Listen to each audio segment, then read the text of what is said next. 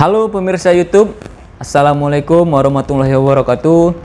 Selamat datang kembali di channelku. Terima kasih sudah hadir. Saya doakan kalian semua sehat-sehat, murah rezeki dan panjang umur. Amin ya rabbal alamin. Ada berita terbaru ini yang viral baru-baru ini tentang e-warung akan dihapuskan oleh menteri.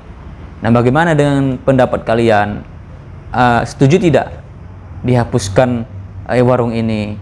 Banyak ya, kita lihat media-media sosial menggambarkan bahwa e-warung ini akan ditutup dengan alasan ada yang tidak beres di dalamnya. E-warung ini harusnya dilanjutkan juga, karena e-warung ini dibentuk untuk mensejahterakan ibu-ibu KPM, yang mana e-warung dibentuk dalam bentuk kelompok. Ya, ada 10 orang kelompok di dalamnya, 10 orang penerima manfaat menjadi anggota kelompok e-warung, pengurus e-warung. Melalui e-warung itulah dapat menopang ekonomi mereka masing-masing. Nah, di sini kemarin disampaikan oleh menteri bahwasanya e-warung akan dihapus. Kita lihat cuplikannya. Untuk e-warung itu akan saya hapus. Karena kemarin saya melihat sendiri, Pak, dengan Pak Menko. Nah, dalam cuplikan tersebut benar e-warung akan dihapus karena banyak alasan, ada harga yang berbeda dengan satu sama yang lainnya. Harusnya jangan e-warung saja yang diperiksa, agen-agen yang menjual bahan-bahan itu juga diperiksa, agen-agen yang memegang edisi bank ya. Nah, e-warung itu kan transaksinya melalui edisi bank. Nah, ada juga agen yang lain dengan transaksi edisi bank juga sama, transaksinya bisa transaksi program sembako.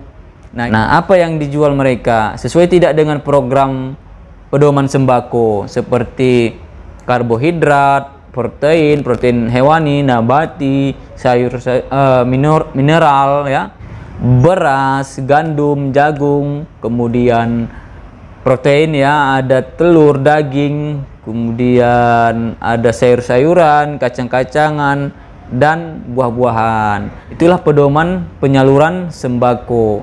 Ada bahan-bahan yang ditetapkan dijual. Nah, bagaimana jika e-warung dan agen-agen ini menjual bahan tidak sesuai dengan pedoman sembako? Apakah dikasih sanksi atau tidak? Jangan hanya didiamkan. Bagaimana jika ada yang menjual, dia jual telur, dia jual beras, tapi dia jual minyak, dia jual sabun? Nah, itu bagaimana? Di luar dari pedoman sembako harusnya. Kemudian dari perbincangan Ibu Menteri bersama DPR RI Komisi 8, sambungan dari pernyataan Bu Menteri akan dihapus. Ternyata itu bukan dihapus, bukan e-warungnya yang dihapus. Saya rasa yang dihapus adalah sistemnya. Soalnya dalam penyampaian Ibu Menteri, e-warung akan diganti sistemnya, sistem transaksinya akan diganti, ada aplikasinya. Mari kita lihat cuplikannya.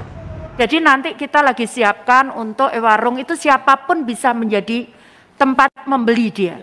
Kita lagi siapkan aplikasinya dengan handphone saja nanti. Jadi pembeli itu, penjual itu tinggal klik begitu, kemudian report itu masuk ke kita. Nah, betul kan? Nah, e-warung itu bukan dihapus, tetapi tetap lanjut, tapi sistemnya yang dirapikan, diganti melalui aplikasi. Ada tombol-tombol sesuai dengan menu yang mau dibelanjakan. Kemudian Ibu Menteri juga berharap semua orang bisa belanja di e-warung. Ya, bukan hanya belanja itu saja, tetapi belanja yang lain juga ada, bahan-bahannya ada, tapi melalui transaksi online ya, melalui transaksi aplikasi yang akan disiapkan supaya bisa dimonitoring langsung oleh pihak Kementerian Sosial agar e-warung ini tidak disalahgunakan oleh orang-orang yang tidak bertanggung jawab. Jadi untuk pemirsa YouTube yang belum masuk bantuan berasnya, BPNT sembako dan juga bantuan PKH-nya harap bersabar. Bantuan juga akan segera disalurkan jika data kalian sudah padan dengan data Dukcapil. Kalau belum, ya belum bisa disalurkan. Maka kalian harus bersabar dulu. Ya, berdoa supaya bantuan kalian bisa disalurkan. Terima kasih. Jangan lupa tekan like dan tekan subscribe-nya. Wassalamualaikum warahmatullahi wabarakatuh.